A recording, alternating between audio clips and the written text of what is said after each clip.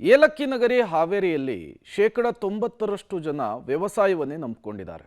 ಅರ್ಥಾತ್ ರೈತರಿದ್ದಾರೆ.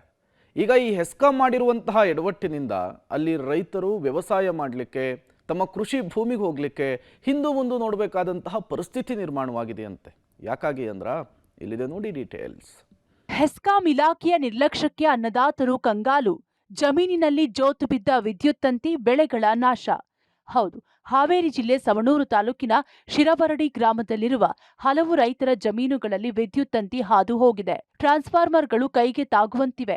ರೈತ ಮುತ್ತನಗೌಡ ಮತ್ತು ವಿರೂಪಾಕ್ಷಪ್ಪ ಎಂಬುವರ ಜಮೀನಿನಲ್ಲಿ ಜೋತು ಬಿದ್ದ ವಿದ್ಯುತ್ ತಂತಿಗಳು ಬೆಳೆಗಳಿಗೆ ತಗುಲಿ ಬೆಳೆಗಳು ಸುಟ್ಟು ಹಾಳಾಗಲಿವೆ.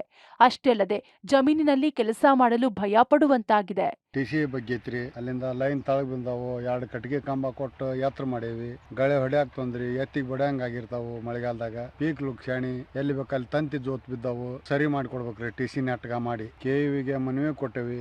ಕೂಲಿ ದುಡಿಯೋರ ತಂತಿ ಹೆದರಿ ಬರಾಕ್ ತಯಾರಿಲ್ಲ. ಇಷ್ಟೆಲ್ಲ ಸಮಸ್ಯೆ ಐತಿ ನೋಡ್ರಿ.